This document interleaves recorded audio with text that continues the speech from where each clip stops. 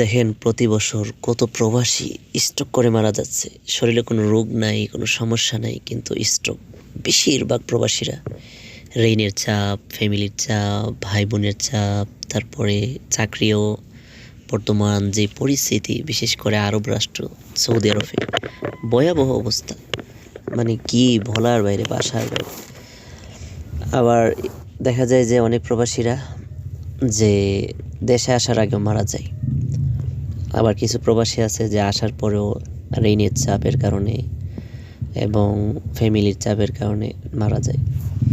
তো বিশেষ করে আমি ওই সমস্ত ফ্যামিলিদেরকে বলি যে প্রত্যেকটা প্রবাসী তার জীবন যুদ্ধ, সে অর্থের জন্য তো সে দেশ ত্যাগ করে, বাবা মা ভাই বোন আত্মীয় স্বজন সব কিছু ত্যাগ করে সে প্রবাসে চলেই আসছে যে সবাই স্বপ্ন পূর্ণ করার জন্য, তাই না? তো তাকে তো আর চাপ প্রয়োগ করে কোনো কিছু লাভ নাই, কারণ সে তো এত বড় ত্যাগ স্বীকার করছে আপনাদের সুখের জন্য। দেখা যায় দিন শেষে তাদের নিজের স্ত্রী অথবা তাদের সন্তানাদি তাদের চাহিদা পূর্ণ করতে করতে দিন শেষে যদি একটু 19-20 হয়, তাদের মনের মধ্যে কষ্ট, তাদের স্ত্রীর মধ্যে মনে কষ্ট, মন মালিন্য থাকে, সন্তানাদের মধ্যে মন মালিন্য থাকে, ফ্যামিলি, বাবা মা ভাই বোন তাদের মধ্যে মন মালিন্য থাকে। তো এই পরিস্থিতিগুলো, আবার চাকরির চাপ, আবার নিজের খানা নিজে খাইতে হয়, নিজের রান্না নিজে করতে হয়, নিজের ডিউটি 12 ঘন্টা 14 ঘন্টা 15 ঘন্টা। আর বেশিরভাগ প্রবাসীরা যারা কাজ করে, কর্মজীবী লেবার হিসাবে বা মুআল্লিম হিসাবে, তাদের মধ্যে কিন্তু বেশিরভাগ কষ্টকর কাজ সবচেয়ে বেশি। সুখ যে অফিসিয়াল আদালত, অফিস টফিস বা স্বাভাবিক যে কাজ, এগুলো কিন্তু গড়ে অনেক কম, অনেক কম যা বাসার বাইরে। তো যাই হোক, দেখেন অনেক প্রবাসীরা, আমার পরিচিত 2জন প্রবাসী ইদানিং বাড়িতে যাইবে, দেখলাম টিকিটও কাটছে একজন, কিন্তু হঠাৎ করে কয়েকদিন আগে মারা গেছে। পরবর্তীতে যখন দেখলাম যে সে অনেক পেরেশানি করতো ফ্যামিলি, তার ভাইয়ের জন্য, বোনের জন্য, মার জন্য, স্ত্রীর জন্য, কার জন্য কী নিবে এগুলা নিয়ে সে পেরেশানি করতে করতে তার মধ্যে ভয়ঙ্কর একটা চাপ। আবার এদিকটা তার যে শরিকা ছিল, যে তার যে কোম্পানি কিন্তু কী দেয় না, তাকে ছুটি দিতেছে না, আকামা দিতেছে না, তার সব কিছু দিতেছে না। এদিক দিয়ে আরেকটা চাপ, সব চাপ একটা পর্যায়ে সুস্থ থাকলেও মানুষ কী হয়, স্ট্রোক করে বলে। যখন চলে যায় তখন স্ত্রীও আফসোস করে, সন্তানাদি আফসোস করে, বাবা মা আফসোস করে, পরে তারা নীরবে কান্না করে বা বুঝে, হায় রে তাকে আমরা তো।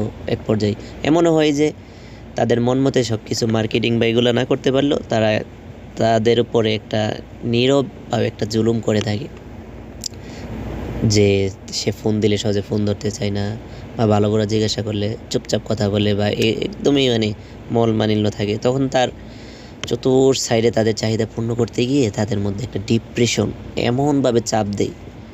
কারণ মানুষ তো এত শক্ত না, অন্যান্য প্রাণীদের মতো এত হিংস্র শক্ত না, তাদের জীবন তো স্বাভাবিক। কারণ আল্লাহ কোরআনেও বলছে, ওখলিকাল ইনসানু দাঈফা, যে আমি মানুষকে দুর্বল করে বানাইছি।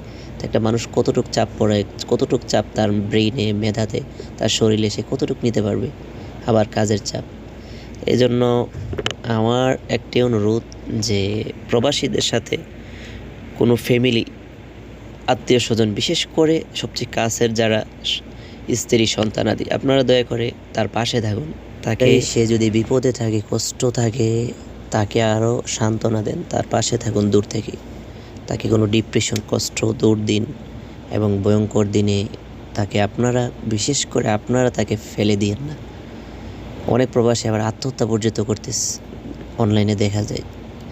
দিন শেষে এগুলার পরিস্থিতি যখন মানুষ জিজ্ঞাসাবাদ করে বা খোঁজ করে যে কেন এগুলা করতেছে, তখন রুমমেটরা অভিযোগ করে যে তার মধ্যে এই ফ্যামিলি থেকে, এই আত্মীয় স্বজন থেকে এই চাপ প্রয়োগগুলো করা হয়তো, যার জন্য সে সইতে পারে নাই। হয়তো কেউ আত্মহত্যা করতেছে, নয়তো বা কেউ স্ট্রোক করতেছে। তো যাই হোক, প্রবাসীদের জীবন, এটা তো কি বলার। অর্থনীতি নিয়ে তারা যুদ্ধ করে প্রতিনিয়ত, তাদের শরীর, তাদের ঘুম, তাদের খানা। দিন শেষে তারা তাদের নিজেদের কোনো এনজয় বা সুখ শান্তি বা কোনো কিছুই তারা কিন্তু তাদের নিজেদের স্বপ্নর দিকে তারা তাকায় না।